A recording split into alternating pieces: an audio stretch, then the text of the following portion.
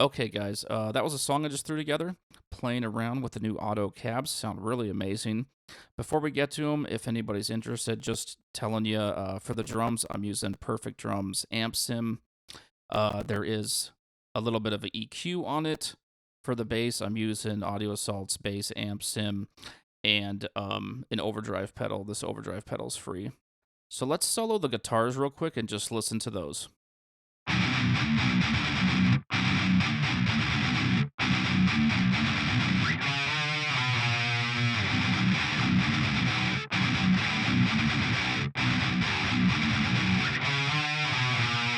The one issue with mixing is when you solo instruments, they usually don't sound as good as they could when you're just jamming, but you need them to fit in the mix. So there's not a lot of bass on the guitars, but that's okay.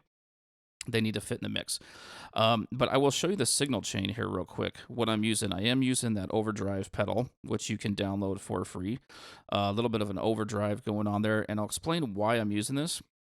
And then the auto amp sim itself. Let's see. Want me to go over it real quick? Impedance curve is at 1.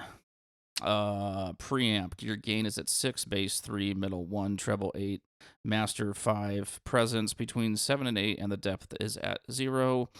On the back, I've got the mod off. I got feedback and snarl off. The bias and the sag are at a half. The IR is also turned off, obviously, because I'm using an impulse loader. Sorry for the static, guys, if you hear it. So the only two impulse responses I am using from the new Otto Cabs is the Mesa 57 cap and cone and the Mesa U67 cap and cone. Only using those two. I think they sound really good. So just to go through the signal chain real quick, I am using the overdrive first, then the auto amp, then using the impulse loader, and then a little bit of an EQ right there.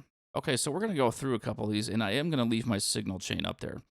So we're going to erase these, and then we are going to go to the Otto Cabs. And once you click on the Otto Cabs, you've got your Ampeg right here. I know this is small, you may not be able to see it. So the very first one is your bass cabinet, which is really cool. I haven't really got to mess with this too much yet. But these are all your different microphones that you're going to have for that bass cabinet. And then if you click on one, these are all the different mic positions.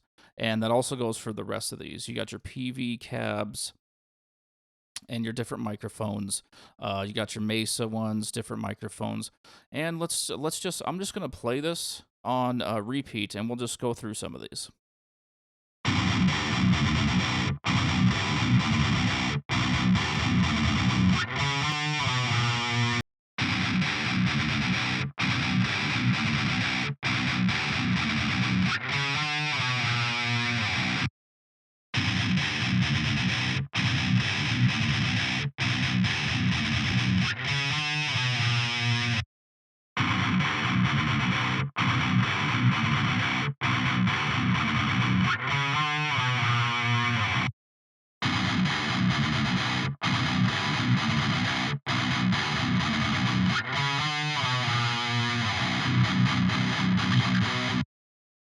Okay, that's just a quick run through. I'm not going to go through every single impulse response, every cab, because there's a lot. There's a lot of mics and a lot of different mic positioning. I will tell you, just go get it. I do think it's a little bit more realistic to play this with a signal chain, because that's kind of what you're going to do. Because I'm basically showing you the sounds that I got. I don't want to show everything in a default, because no matter which one of us, any one of us, when we download these, we are going to change them up. We are going to add an EQ or this and that and different effects. And so just showing you the sounds that I got. I haven't really had time to mess with the bass cab yet, the Ampeg, the 8x10. I will get to that later on, but for now, those are some of the guitar sounds you can get. I highly recommend picking up this impulse response pack. Definitely worth it. Some really cool killer sounds in here.